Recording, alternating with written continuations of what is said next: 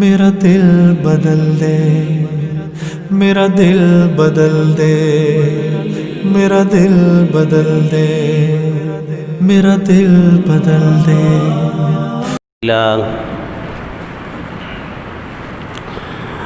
الحمد لله نحمده ونستعينه ونستغفره ونؤمن به ونتوكل عليه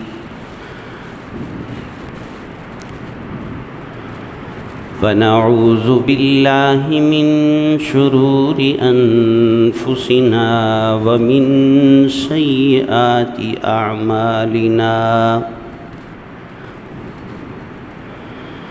من يهده الله فلا مضل له ومن يضلله فلا هادي له ونشهد أن لا إله إلا الله وحده لا شريك له ونشهد أن سيدنا ومولانا محمدًا عبده ورسوله أما بعد فأعوذ بالله من الشيطان الرجيم بسم الله الرحمن الرحيم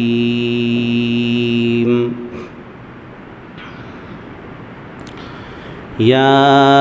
أيها الذين آمنوا لا تتخذوا عدوي وعدوكم أولياء تلقون إليهم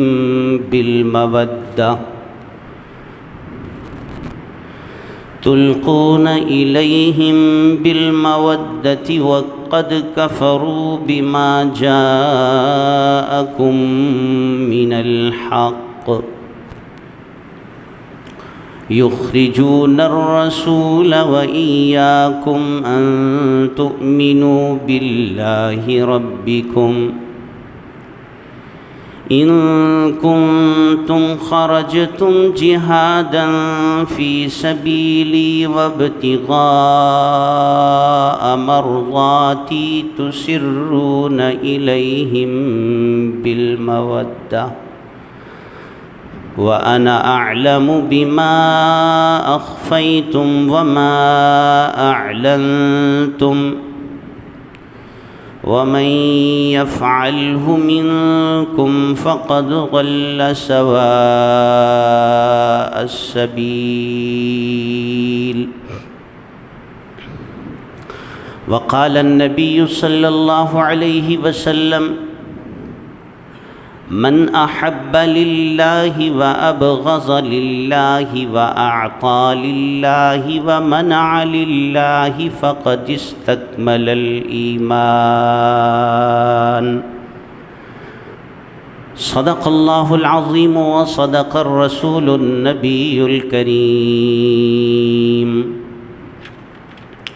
اللهم صل على محمد وعلى آل محمد كما صليت على إبراهيم وعلى آل إبراهيم إنك حميد مجيد اللهم بارك على محمد وعلى آل محمد كما باركت على إبراهيم وعلى آل إبراهيم إنك حميد مجيد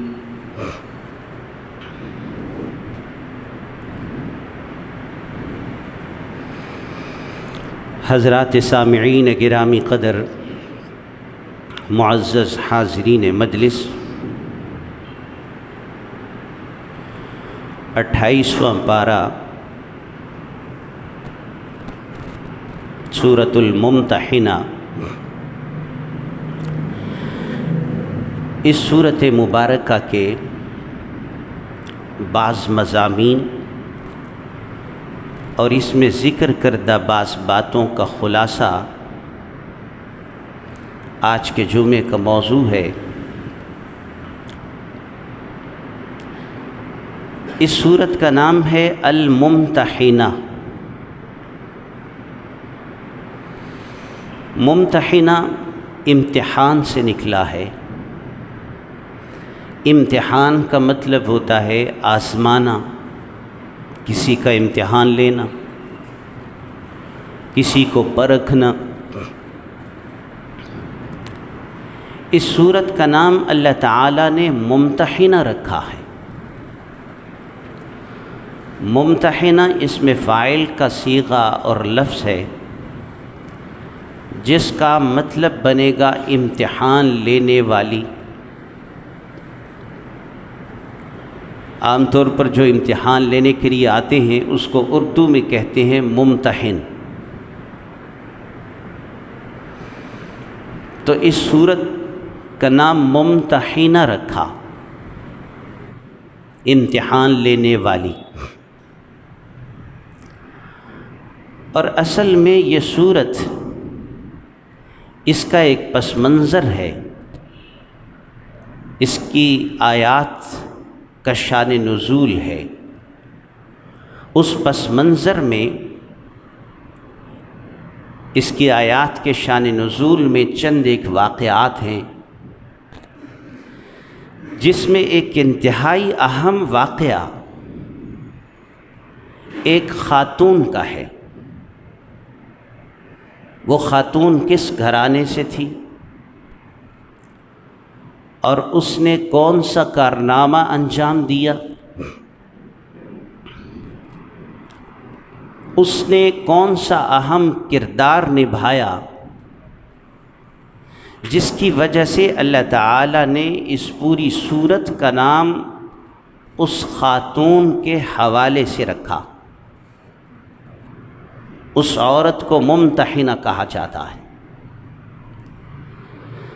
تو واقعات کے پس منظر میں اس کا واقعہ بھی ذکر ہوگا، جو ہماری خواتین کے لیے راہ عمل ہے۔ لیکن اس سورت کے آغاز میں اللہ تعالیٰ نے ان جملوں کے ساتھ ابتدا فرمائی، یا ایھا الذین آمنوا، اے وہ لوگو جو ایمان لے آئے ہو، لا تتخذوا عدوی وعدوکم اولیاء،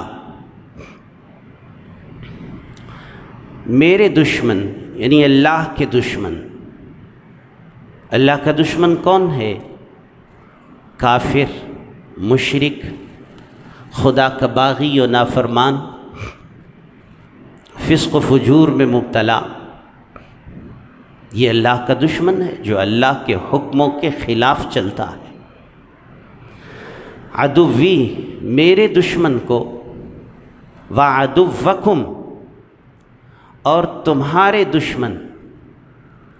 ظاہر ہے کہ جو ایمان قبول کر لے تو اللہ کے دشمن اس کے بھی دشمن ہیں۔ دوست کا دشمن دشمن ہوتا ہے، تو جو اللہ کے دشمن ہیں وہ صاحب ایمان لوگوں کے بھی دشمن ہیں۔ اس سورت کے آغاز میں فرمایا، لا تتخذوا، میرے دشمن اور اپنے دشمن ان کو دوست مت بناؤ، تلقون الیہم بالمودہ، کہ تم ان کے ساتھ محبت اور مودت کے پیغامات بھیجو اور محبت کے ذرائع ڈھونڈو ان کی طرف۔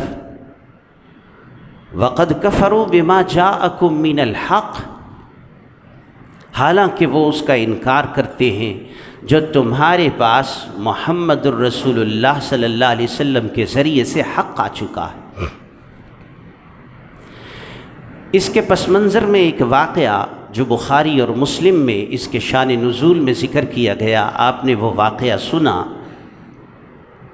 مزید وضاحت کے حوالے سے واقعہ دوبارہ عرض کرتا ہوں۔ ایک صحابی تھے حضرت حاتب رضی اللہ تعالی عنہ، مدینہ منورہ میں آ گئے۔ اس سورت کے نزول کا زمانہ صلح حدیبیہ کے بعد اور فتح مکہ سے پہلے کا ہے، یعنی 6 سن ہجری 7 سن ہجری، اس دوران میں یہ سورت مبارکہ اور اس کی آیات اور اس کے احکام نازل ہوتے ہیں۔ تو حضرت حاتب رضی اللہ تعالیٰ عنہ یمن کے رہنے والے تھے، پہلے مکہ مکرمہ میں قیام پذیر رہے جب تک نبی مکرم صلی اللہ علیہ وسلم مکہ مکرمہ میں رہے، حضرت حاتب بھی مکہ میں رہے۔ جب آپ صلی اللہ علیہ وسلم مدینہ منورہ میں تشریف لے آئے تو حضرت حاتب بھی مدینہ منورہ میں تشریف لے آئے، لیکن ان کے جو اعزاء، ان کے اہل و عیال تھے، وہ مکہ مکرمہ میں مقیم رہے، وہ ان کے ساتھ ہجرت نہیں کر سکے۔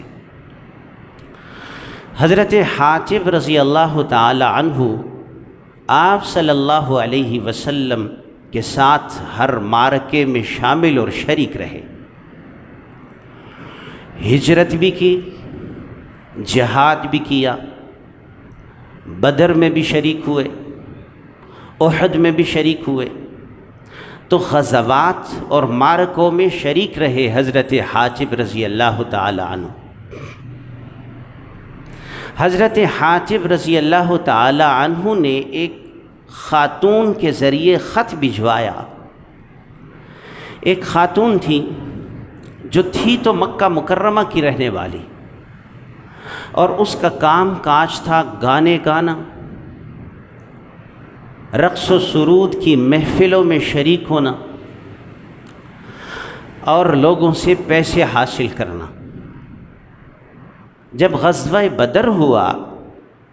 تو غزوہ بدر کے بعد جو مشرکین، جو قریش کے بڑے بڑے عمائدین تھے،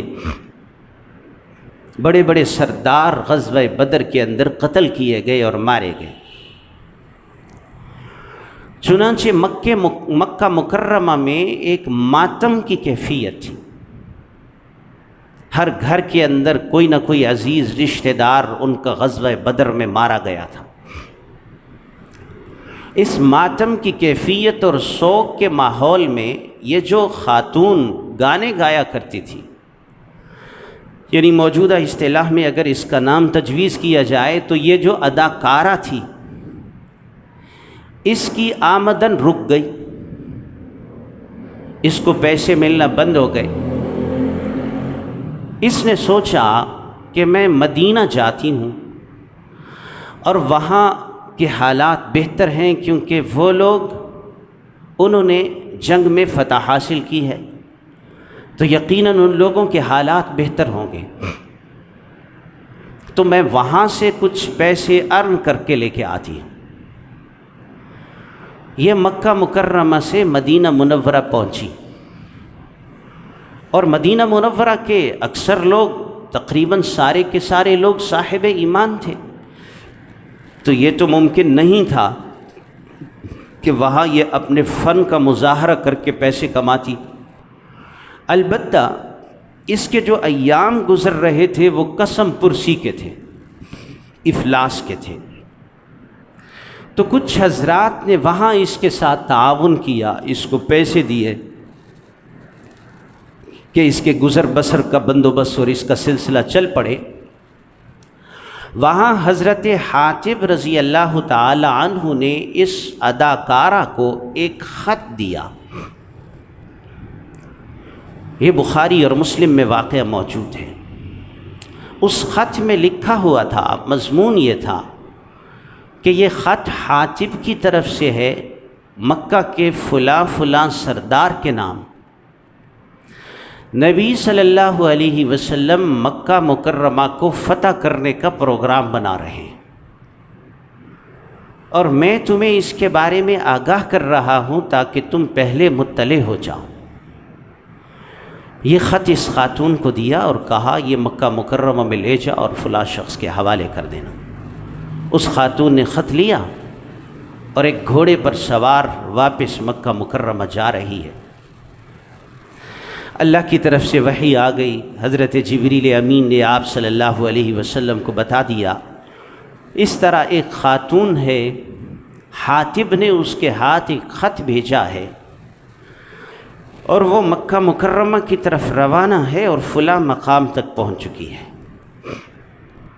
آپ صلی اللہ علیہ وسلم نے حضرت علی کو، ان کے ساتھ حضرت مرثد کو اور حضرت زبیر کو بھیجا اور فرمایا ائتوا روضۃ خاخ،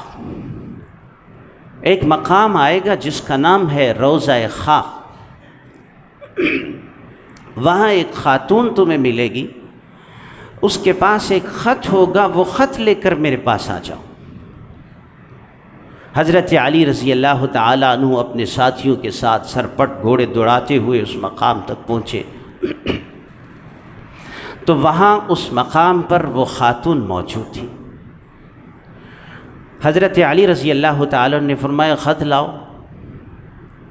وہ کہنے لگی میرے پاس تو کوئی خط نہیں ہے۔ حضرت علی رضی اللہ تعالیٰ نے سخت لہجے میں اسے فرمایا کہ خط دیتی ہو ورنہ میں خود تم سے خط نکالوں۔ تو روایت میں ہے کہ اس نے اپنے بالوں کا جوڑا بنا کر اس میں خط چھپایا ہوا تھا،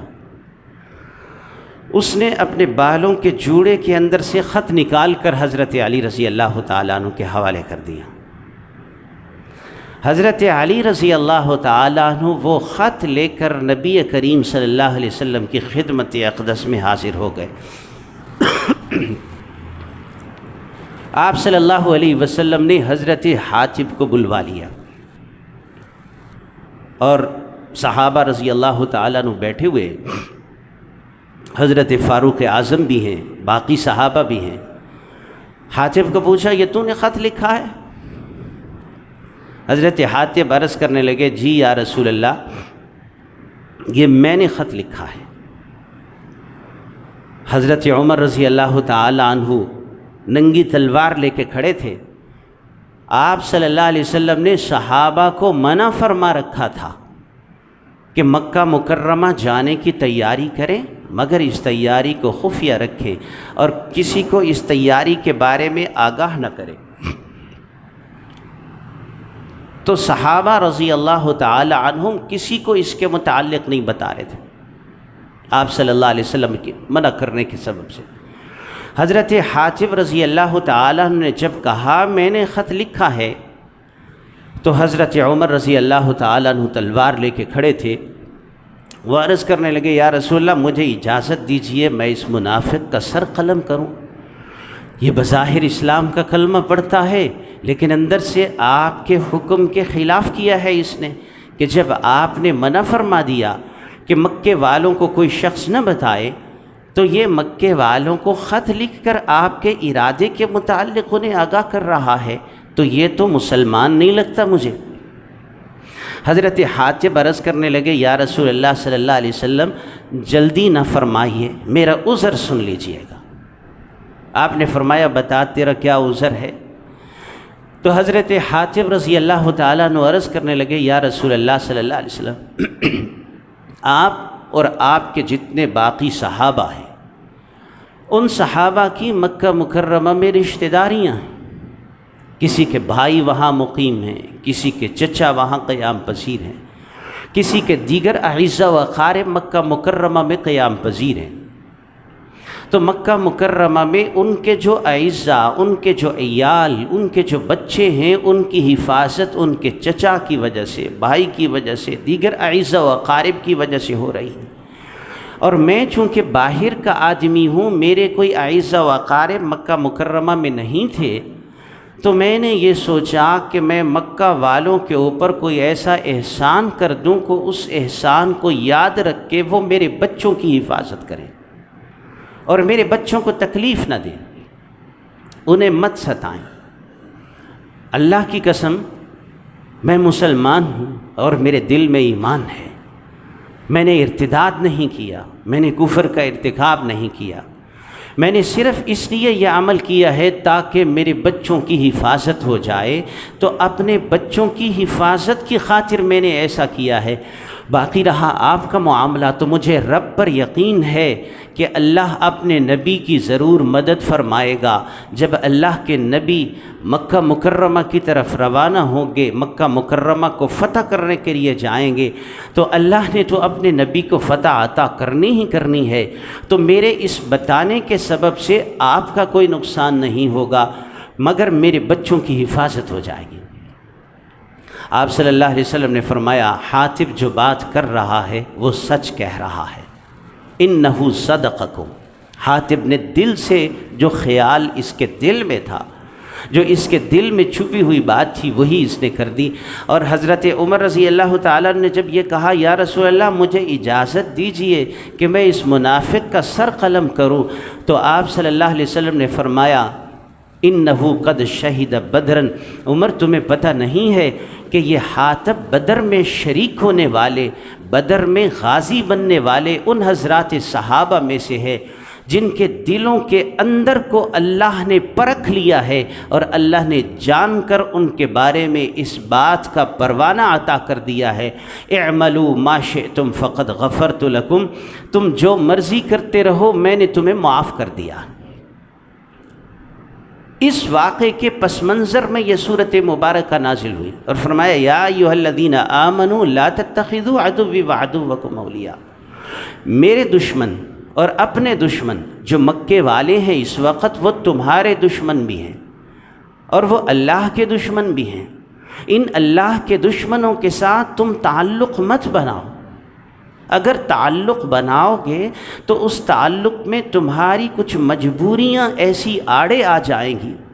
کچھ ایسے مسائل بن جائیں گے، کچھ اس نوعیت کی صورتحال پیدا ہونا شروع ہو جائے گی کہ تمہارے لیے اللہ اور اللہ کے رسول کے احکام پر عمل کرنا مشکل ہو جائے گا، جیسے کہ حضرت حاتب کے لیے ہوا کہ کچھ حضرات کے ساتھ ان کا تعلق تھا، ان تعلق والوں کو انہوں نے اس کے متعلق آگاہ کیا کہ آپ صلی اللہ علیہ وسلم مکہ مکرمہ کی طرف فتح کرنے کے ارادے سے آنا چاہتے ہیں، اپنے بچوں کی حفاظت کی خاطر ہی کیا، لیکن اس تعلق نے اللہ کے حکم پر عمل کرنے سے روک دیا۔ وہ الگ بات ہے کہ اللہ نے اپنے نبی صلی اللہ علیہ وسلم کے صحابہ کو محفوظ بنا دیا ہے،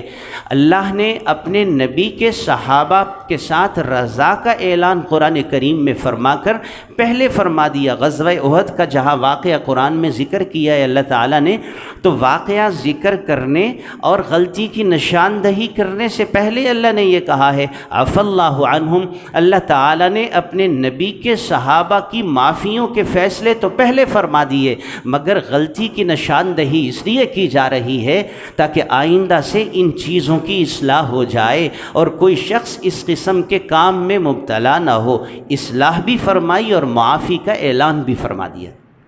تو حضرات صحابہ رضی اللہ تعالی عنہم محفوظ ہیں قرآن کریم کی زبان میں بھی اور حضور صلی اللہ علیہ وسلم کی احادیث مبارکہ، بالخصوص آپ صلی اللہ علیہ وسلم کا یہ ارشاد کہ عمر اللہ تعالیٰ نے اہل بدر کے دلوں میں پرکھ کر جھانک کر دیکھ کر ان کی مغفرت کے فیصلے فرما دیے ہیں کہ تم جو مرضی کرتے رہو، میں نے آج کے بعد تمہیں کچھ نہیں کہنا، اس لیے تم اس کے متعلق یہ جملہ واپس لو کہ اس نے نفاق کا ارتکاب کیا ہے اور منافق ہو گیا ہے، جو میرا صحابی ہے وہ منافق نہیں ہو سکتا۔ تو حضور صلی اللہ علیہ وسلم نے ایک تو حضرات صحابہ کرام کی اہمیت، فضیلت اور ان کے کردار کے متعلق بتایا، اور دوسرا اللہ نے اس آیت مبارکہ اور سورت مبارکہ میں ہمیں بھی نصیحت فرمائی، یا ایھا الذین آمنوا، تمام ایمان والوں کو خطاب فرمایا۔ اس میں کوئی خاص حضور کے دور کے لوگ ہی خاص نہیں ہیں یا کسی زمانے کے لوگ ہی خاص نہیں ہیں، بلکہ جتنے بھی ایمان والے قیامت تک آئیں گے اللہ تعالیٰ انہیں فرما رہے ہیں لا تتخذوا عدوی وعدوکم اولیاء، میرے دشمن، اپنے دشمنوں کو تم اپنا دوست مت بناؤ۔ انہوں نے خاص طور پر وہ لوگ جو تمہارے مخالف ہوں، جو تمہارے متعلق یہ سوچیں کہ یہ کفر کی طرف آ جائیں اور اسلام سے برگشتہ ہو جائیں اور راہ ہدایت کو چھوڑ دیں، تو ایسے لوگوں کو ہرگز تم دوست مت بناؤ، ان سے دوستیوں کے تعلقات مت جوڑو۔ اگر تم نے ان کے ساتھ دوستیوں کے تعلقات جوڑے، ان کے ساتھ تم نے دوستیاں پالیں، تو یہ تمہیں راہ ہدایت سے برگشتہ کر دیں گے اور اللہ کے حکموں سے دور لے جائیں گے۔ اس آیت مبارکہ کو اگر موجودہ حالات پر ہم منطبق کریں، ہمارے بہت سے اعزاء و اقارب ایسی جگہوں اور ایسے مقامات پر رہتے ہیں جہاں ان کے آس پاس کافر ہیں، ان کے بچے ایسے اداروں اور سکولوں میں زیر تعلیم ہیں کہ ان بچوں کے ساتھ اٹھنے بیٹھنے والے کافر بچے بھی ہوتے ہیں۔ ایسے ملکوں میں مقیم قیام پذیر ہیں جہاں وہ دن چڑھے جب باہر جاتے ہیں کفار سے ملاقات ہوتی ہے، واپس آتے ہیں کفار سے ملاقات ہوتی ہے۔ ان لوگوں کے دل میں بھی اس بات کی اہمیت نہیں، اور ہم جو ان کے دوست ساتھی اعزاء و اقارب، ہمیں بھی اس چیز کا احساس نہیں ہے۔ ایک وقت تھا کہ جب آپ صلی اللہ علیہ وسلم نے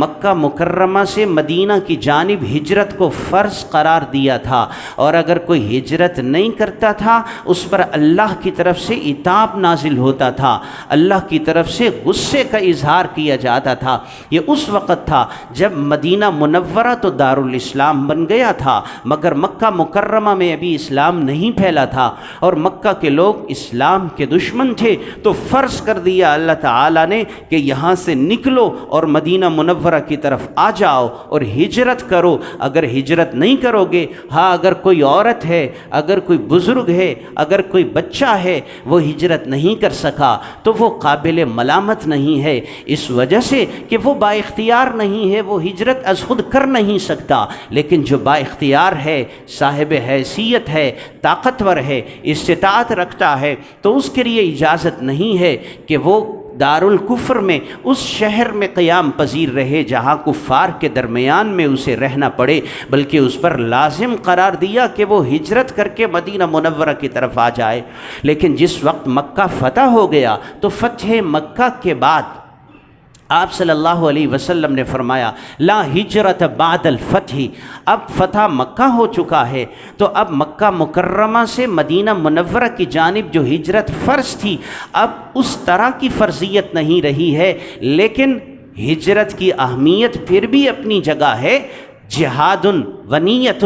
راہ خدا میں نکلنا اور نیت رکھنا کہ میں اللہ کے راستے میں نکلوں، اللہ کے راستے میں راہ خدا میں اپنے آپ کو پیش کروں، اپنے مال کو پیش کروں، اس کی فضیلت و اہمیت اپنی جگہ مسلم ہے۔ تو ہمارے جو اعزاء دوست ساتھی ایسے ممالک میں قیام پذیر ہیں جہاں کفار آس پاس میں بستے ہیں، ان حضرات کو بھی اس چیز کا اندازہ نہیں ہے کہ یہ کس قدر خطرناک ہے، اور ان کے بچوں کو بھی اس چیز کا احساس نہیں ہے۔ ایک دو واقعات صورتحال عرض کر کے میں اس آیت مبارکہ کی تفسیر میں بعض مزید باتیں بھی آپ کے سامنے پیش کرتا ہوں۔ ایک دوست کچھ عرصہ قبل اپنے ایک عزیز کا واقعہ سناتے ہوئے کہنے لگے کہ وہ امریکہ میں مقیم تھا اور پاکستان میں آیا، اور یہاں پر اس کے لیے کچھ مسائل بن گئے اس کے بچوں کے حوالے سے، تو میں نے بڑی کوشش کی، تگ و دو کی، اس کے بچوں کے مسائل حل ہوئے اور دوبارہ اسے امریکن نیشنلٹی اس کے بچوں کے حوالے سے مل گئی اور وہ وہاں مقیم ہو گیا۔ لیکن چند ہی سال کے بعد، جو زیادہ عرصہ نہیں، غالباً 10-12 سال کا وقفہ ہوگا، اس کے بعد ایک دن بیٹھے اچانک کہنے لگے ایک سوال کرنا چاہتا ہوں۔ میں نے کہا کیا سوال ہے؟ کہتے ہیں میرے وہ دوست جن کے بچے باہر مقیم تھے ان کی طرف سے مجھے یہ سوال پوچھا گیا ہے کہ ہماری بیٹی جو فلاں سکول اور کالج میں زیر تعلیم تھی، اس نے ایک کافر شخص کے ساتھ دوستی کر لی، اور اس کے بعد اس کا تعلق جب اس کے ساتھ بڑھا تو اس کافر سے دوستی اور تعلق کے سبب اس کے دل سے بھی ایمان نکلنا شروع ہو گیا، اور اب ہمیں کچھ معلوم نہیں، ہمیں ڈر اور خوف ہے اگر ہم اسے کہیں کہ تو مسلمان ہے یا نہیں تو کہیں یہ نہ بول دے کہ میں بھی مسلمان نہیں ہوں۔ یہ پہلے جب واقعہ سنا رہے تھے تو خوشی کا اظہار کر رہے تھے، اور اب جب واقعہ سنا رہے تھے تو بہت ہی مغموم اور پریشان حال تھے، اور پریشانی کا اظہار ان کی گفتگو سے ہو رہا تھا۔ ایک اور ہمارے جاننے والے مدینہ منورہ میں امریکہ سے حج کرنے کے لیے آئے۔ مدینہ منورہ میں ان کا قیام تھا، ابھی حج کرنے کے لیے جانا تھا، تو بیان کرنے کے لیے اپنے کمرے میں مجھے لے گئے، تو وہاں اپنے دوستوں کے ساتھ انہوں نے ملاقات کروائی۔ تو ایک بزرگ آدمی کہنے لگے، مجھے الگ لے گئے ایک سائٹ پر، تو کہنے لگے میرا بیٹا مجھے اور اپنی والدہ دونوں کو مارتا ہے اور ہماری پٹائی کرتا ہے، اور ہم مجبور ہیں، بیٹا ہے اس کو کچھ کہہ بھی نہیں سکتے، اور اگر کچھ کہیں گے تو وہاں کے قانون کے مطابق وہ ہمیں گرفتار کروا دے گا، اور اگر ہم اسے گرفتار کرواتے ہیں تو کچھ دنوں بعد ہمارے دل میں ترس آنا شروع ہو جاتا ہے، رحم آنا شروع ہو جاتا ہے، ہم کیا کریں؟ ایک میرے اور دوست اور ساتھی جاننے والے، انہوں نے، ان کے ایک بچے نے، بیٹے نے وہاں شادی کر لی کسی غیر مسلم خاتون کے ساتھ، تو ان کے جو آگے بچے تھے، اس غیر مسلم خاتون نے اس کے بچوں کی تربیت اس طرح سے کی کہ وہ بچے بھی مسلمان نہیں ہیں، کافر ہیں۔ میں نے ان سے یہ کہا کہ ہم تو سوچ بھی نہیں سکتے کہ آپ کی اولاد کی اولاد کفر کی طرف داخل ہو اور قدم رکھے، اور ہم تو سوچ بھی نہیں سکتے اپنے متعلق، ہم نہیں سوچ سکتے۔ کیا آپ سوچ سکتے ہیں اپنے متعلق کہ ہماری اولاد اور آپ کی اولاد کفر کی طرف چلی جائے؟ آپ نے کیسے سوچ لیا؟ تو کہنے لگے کہ اصل میں جب انسان جس ماحول میں آ کر قیام پذیر ہوتا ہے، جہاں آ کر رہتا ہے، تو وہاں کے حالات اس کو ویسا ہی بنا دیتے ہیں۔ اب ہمیں یہ عجیب نہیں لگتا یہاں کہ اگر میری اولاد یا اولاد کی اولاد اب اسلام کی طرف نہیں ہے، ہمیں عجیب نہیں لگتا، وہ اپنی لائف گزار رہے ہیں، ہم اپنی لائف گزار رہے ہیں۔ میں نے انہیں بھی یہ آیت مبارکہ سنائی کہ اللہ نے کہا ہے، یا ایھا الذین آمنوا لا تتخذوا عدوی وعدوکم اولیاء تلقون الیہم بالمودہ۔ اے صاحب ایمان لوگو، میرے دشمن، اپنے دشمن، اللہ کے دشمن اور اپنے دشمن، ان کو دوست ہرگز مت بنانا، اور ان سے محبتوں کے تعلقات استوار مت کرنا، ان سے ایک فاصلہ رکھنا۔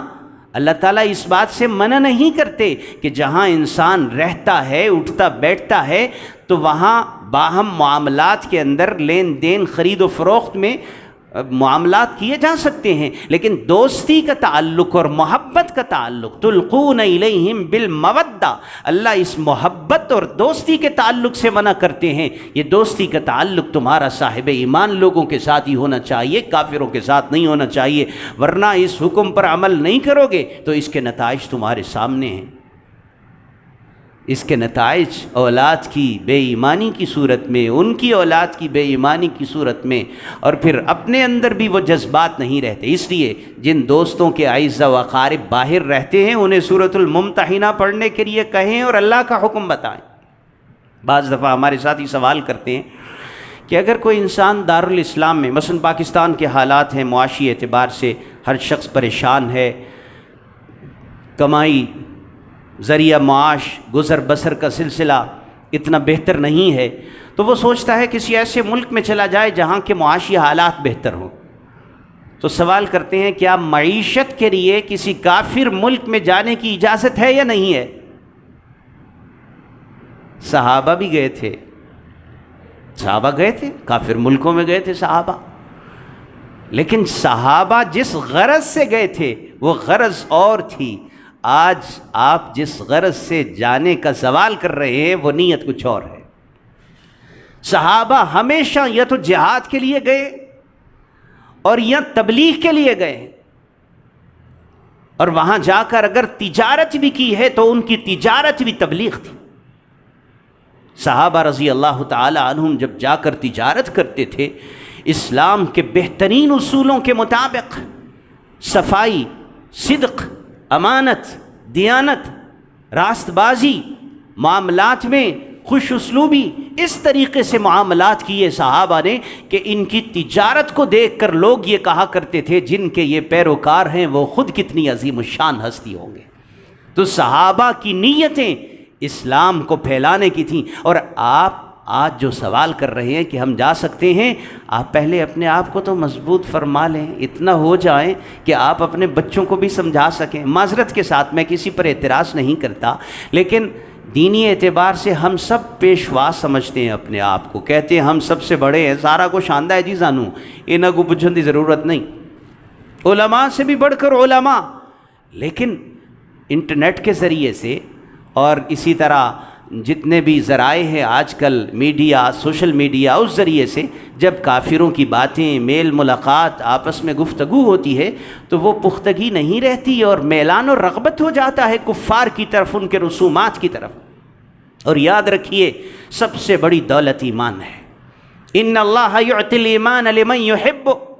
وَيُعْتِ الرِّزْقَ لِمَن يُحِبُّ وَلِمَن لَّا يُحِبُّ۔ اللہ تعالیٰ ایمان اسی کو دیتے ہیں جس پر نگاہ کرم ہو جاتی ہے۔ رزق تو کافروں کو بھی ملتا ہے، رزق تو فاسق و فاجروں کو بھی ملتا ہے، ایمان والوں کو بھی ملتا ہے۔ تو محض اس لیے کہ میری معیشت بہتر ہو جائے، دوسرے پہلو کو نظر انداز کر دینا اور یہ نہ سوچنا کہ میری ایمانی کیفیات کا کیا بنے گا، میرے بچوں کی کیفیات کیا ہوں گی اور آئندہ آنے والی نسلیں کس طرح زندگی گزاریں گی، اس کو نظر انداز کر دینا، یہ کوئی دانش مندی کا فیصلہ نہیں ہے۔ اگر انسان گزر بسر اس کی تنگی میں بھی گزر جائے، معاشی حالات اچھے نہ بھی ہوں، لیکن ایمان رہے تو یہ کامیاب ہے، قبر میں بھی کامیاب ہے، آخرت میں بھی کامیاب ہے۔ دنیا کی زندگی تو وقتی اور عارضی ہے، کچھ عرصہ کے بعد یہ ختم ہو جائے گی، یہاں تو یہ گزرنی ہے۔ اگر اچھی کھا کر گزار لے، اچھا پہن کر گزار لے تب بھی گزر جائے گی، اگر روکھی سوکھی کھا کر گزار لے۔ اللہ اکبر۔ حضور صلی اللہ علیہ وسلم کی مبارک زندگی کو جب ہم دیکھتے ہیں تو اختیاری فقر و فاقہ تھا۔ اللہ نے فرمایا اگر آپ کہیں تو میں احد پہاڑ کو سونے کا بنا دوں آپ کے لیے، مگر آپ نے دعا فرمائی، ایسی دعا جو شاید ہم اس طرح کی دعا نہ مانگ سکیں۔ اللہم احیینی مسکینا وامتنی مسکینا واحشرنی فی زمرۃ المساکین وادخلنا الجنۃ برحمتک یا ارحم الراحمین۔ حضور صلی اللہ علیہ وسلم اپنی زبان مبارک سے یہ دعا مانگا کرتے تھے، اے اللہ مجھے زندگی عطا فرما تو مسکین بنا کر، اے اللہ جب میں دنیا سے جانے لگوں تو مسکینی کی حالت میں مجھے رخصت فرمانا، اے اللہ قیامت کے دن جب مجھے اٹھانا تو مسکینوں کے ساتھ اٹھانا، اور مجھے اپنے فضل و کرم سے جنت کا داخلہ نصیب فرما دینا۔ پیغمبر دو عالم صلی اللہ علیہ وسلم دعا فرما کے آپ کی دعائیں ہدایت فراہم کرتی ہیں ہمیں اور رہنمائی عطا کرتی ہیں کہ اے میری امت صرف معیشت کو ہی سارا کچھ نہ سمجھ لینا، صرف دنیا میں اپنے آپ کو بہتر گزر بسر، کھانا پینا، گاڑی کوٹھی کاریں بنگلے، آگے پیچھے ملازمین، صرف اسی میں ہی مگن مت ہو جانا، میری دعاؤں کو بھی یاد کر لینا اور سوچ لینا کہ میں محمد اپنے رب سے کیا مانگ کر گیا ہوں۔ اگر تم یہ مانگ نہیں سکتے تو کم از کم ترجیح میں صرف اسی کو ہی ترجیح نہ دینا، دوسرے پہلوؤں کو بھی مد نظر رکھنا، میرا بھی ایمان سلامت رہے، میری اولاد کا بھی ایمان سلامت رہے، میرے بچوں کا بھی ایمان سلامت رہے، میری تا قیامت نسلوں کا بھی ایمان سلامت رہے۔ اس صورت میں ایک تو اللہ تعالیٰ نے اس پس منظر کو مد نظر رکھتے ہوئے اصلاح فرمائی اور کافروں سے دوستی سے منع فرمایا۔ دوسرا اللہ تعالیٰ نے اس میں فرمایا قد کانت لکم اسوۃ حسنۃ فی ابراہیم والذین معہ اذ قالوا لقومہم انا براء منکم ومما تعبدون من دون اللہ۔ اے لوگو اگر تمہیں اس کا نمونہ دیکھنا ہو کہ کفار سے کس طرح سے تعلق توڑنا ہے اور صرف صاحب ایمان لوگوں سے جوڑنا ہے تو میرے خلیل ابراہیم کے اسوہ حسنہ کو دیکھ لو، والذین معہ اور جو لوگ ابراہیم کے ساتھ تھے ان کے طریقوں کو دیکھ لو۔ اس قالو جب انہوں نے یہ کہا انا براء منکم ومما تعبدون من دون اللہ، او میری قوم، او لوگو، او میرے اعزاء و اقارب، او میرے قرب و جوار کے لوگو، تم اور تمہارے معبود جن کی تم پرستش اور عبادت کرتے ہو، ہم ان سے برات کا اظہار و اعلان کرتے ہیں، ہمارا اور تمہارا کوئی تعلق نہیں ہے۔ اور یہی اعلان اللہ نے اپنے نبی سے بھی کروایا۔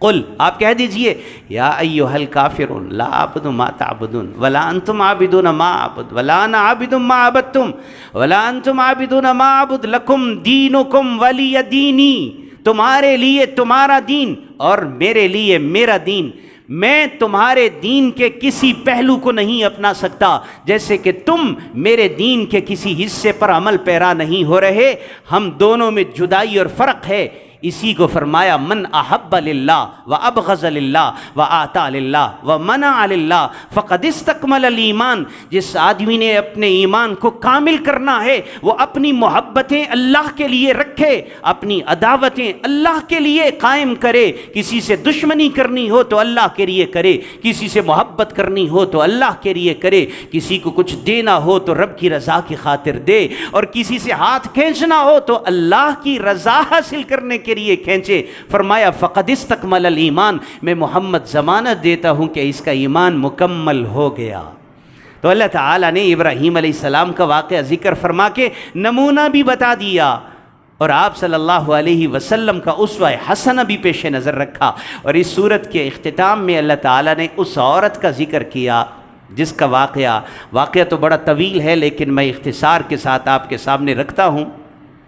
جس کے نام پر اس صورت کا نام رکھا گیا ہے ممتحنہ۔ ممتحنہ امتحان والی ایک عورت تھی، اس کا نام تھا ام کلثوم۔ ایک شخص کافر، عقبہ، عام کافر نہیں، سخت قسم کا کافر، یہ وہی کافر تھا جو آپ صلی اللہ علیہ وسلم کی مبارک گردن پر سجدے کے دوران اونٹ کی اوج لا کے رکھ دیا کرتا تھا۔ یہ وہی کافر تھا جو آپ صلی اللہ علیہ وسلم کی گردن مبارک پر پھندا ڈال کے دبا کر گلا دباتا تھا اور دم گھٹنے لگ جاتا تھا۔ شدید کافر، کفر میں شدید۔ جب اللہ تعالیٰ کسی کے اوپر رحم فرمانا چاہے تو اللہ تعالیٰ کسی کا محتاج نہیں ہے۔ اس کی بیٹی ام کلثوم، اس نے آپ صلی اللہ علیہ وسلم کے پیغام اور باتوں کو سننا شروع فرمایا۔ آپ صلی اللہ علیہ وسلم کا دین، توحید، اللہ کی عبادت، وحدانیت، شرک کی تردید، نفی،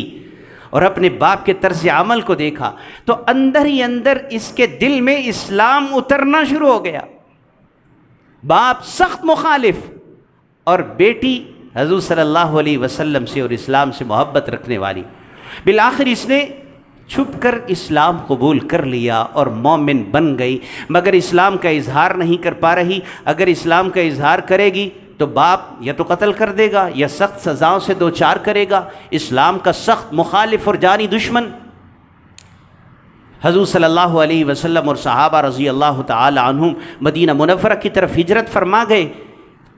اس خاتون کے ذہن میں یہ بات ہے کہ میں بھی ہجرت کر جاؤں، موقع کی تلاش میں اور انتظار میں ہے کہ میں اکیلی چلی جاؤں، لیکن موقع نہیں مل رہا۔ بالآخر آپ صلی اللہ علیہ وسلم حدیبیہ کے مقام پر تشریف لائے اور صلح حدیبیہ کا معروف واقعہ پیش آیا۔ صلح حدیبیہ کے واقعہ میں ایک شرط یہ رکھی گئی کہ جو شخص مکہ مکرمہ سے مدینہ منورہ آ جائے، چاہے وہ مسلمان ہو کے آئے، اس کو واپس کر دیا جائے گا، اور جو مدینہ سے مکہ مکرمہ آ جائے اسے واپس نہیں کیا جائے گا۔ یہ شرط صلح حدیبیہ کی شرائط میں طے ہو گئی۔ اس بچی کو جب اس شرط کا پتہ چلا تو یہ مایوس اور پریشان ہوئی اور سوچنے لگی کہ یہ تو میری امیدوں پر پانی پھر گیا، میں تو جا نہیں سکتی مدینہ، اگر چلی گئی تو مجھے واپس کر دیا جائے گا۔ لیکن ہمت ہے، عزم جوان ہے، نیت و ارادہ ہے۔ روایات میں ملتا ہے کہ صرف 17 سال اس کی عمر تھی، اور ادھر غزوہ بدر پیش آ چکا تھا۔ غزوہ بدر میں اس کا والد مارا جا چکا تھا، عقبہ بن ابی معیط غزوہ بدر میں مارا گیا۔ اس کے بھائی بھی اسلام کے سخت دشمن تھے، اور وہ لوگوں کو تیار کر رہے ہیں نبی صلی اللہ علیہ وسلم اور صحابہ کرام سے بدلہ لینے کی خاطر۔ اور اس کے ساتھ جب شادی کی بات کی جاتی ہے تو یہ اپنے ایمان کو چھپاتی ہے، لیکن ساتھ یہ کہتی ہے کہ میرے باپ کے مرنے کی وجہ سے میں نکاح نہیں کروں گی، تاکہ لوگ یہ سمجھے شاید اس کو دکھ ہے، مگر یہ اس لیے نکاح نہیں کر رہی تھی کہ یہ ایمان لا چکی ہے اور اس کو یہ گوارا نہیں ہے کہ یہاں کسی کافر کے ساتھ اس کا عقد کیا جائے۔